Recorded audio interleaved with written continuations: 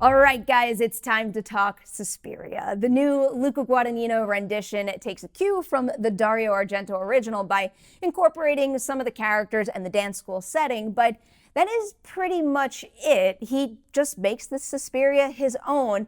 The spotlight here is on Dakota Johnson as Susie, of course, a young woman from Ohio who basically gets her dream opportunity when she manages to score herself a spot at a Berlin-based dance school and gets to train under Tilda Swinton as Madame Blanc. I'll tell you right off the top, I walked out of Suspiria thinking, this isn't for me. There are many, many things I admire about the film that I'm thrilled to tell you about right now, but ultimately, it did leave me a little cold with close to no desire to revisit this film again. That being said, though, I do think the movie is a showcase of truly exceptional craftsmanship with a number of scenes and themes that'll be seared in my brain for quite some time. The movie clocks in at a pretty lengthy 152 minutes, but you'd never know it. Between the atmosphere, the camera work, and also the subject matter, the movie takes on a pretty hypnotic quality where even if some of the things that you're seeing and you're hearing and you're feeling are incredibly unpleasant, you can't take your eyes off of it. Guadagnino's attention to detail is also staggeringly effective, whether it's seemingly insignificant props scattered throughout the school or really any other location here, or extremely bold camera choices like whip pans and zooms. They just knock you off balance almost every single time he uses them. He's also got the luxury of working with an A-plus cast here, an ensemble that is mesmerizing all on their own, even when the camera just sits on them. Dakota Johnson really has her work cut out for her with this one, and she handles it beautifully, and the choice to cast Tilda Swinton in more than one role, I think it pays off big time.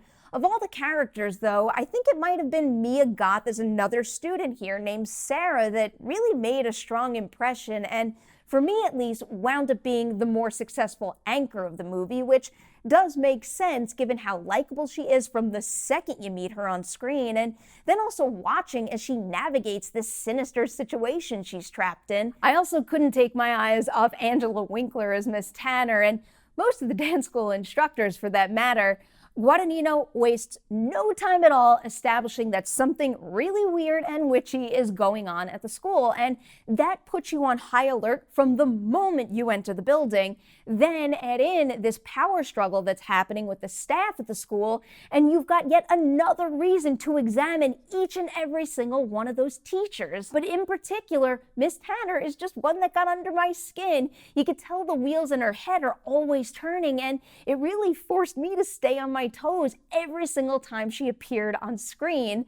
Where Suspiria did unravel a little bit for me, though, is with the political unrest in Berlin in '77, and also with the Dr. Klemperer character, a psychiatrist who's working with one of the other students at the dance school before she winds up disappearing.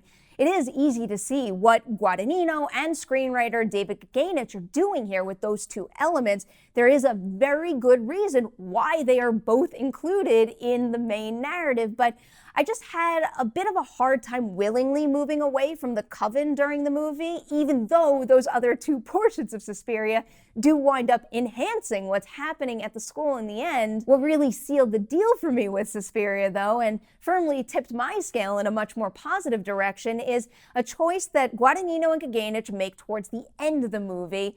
The climax of Suspiria will undoubtedly have your jaw on the floor, but I'm not even talking about that scene. Suspiria is divided up into 6 chapters and also an epilogue, and it's that epilogue that packs the power to seep in a way that really caught me off guard in a good way.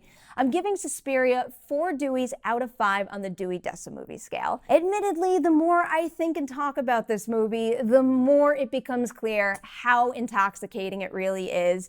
Again, my first impression when I walked out of the theater, thanks but no thanks. A reaction that really did have almost nothing to do with quality, but rather my personal taste. However, the more I get away from having seen Suspiria, the more respect I have for how it got under my skin and kind of into my head. I really can't stop thinking about it, to the point that, despite how I felt immediately after watching it, I am feeling that need to rewatch creeping back in. So there you guys go, my thoughts on Luca Guadagnino's Suspiria. I am dying to know what you think about this one, so when you see it, be sure to hit the comments below and share your thoughts right there.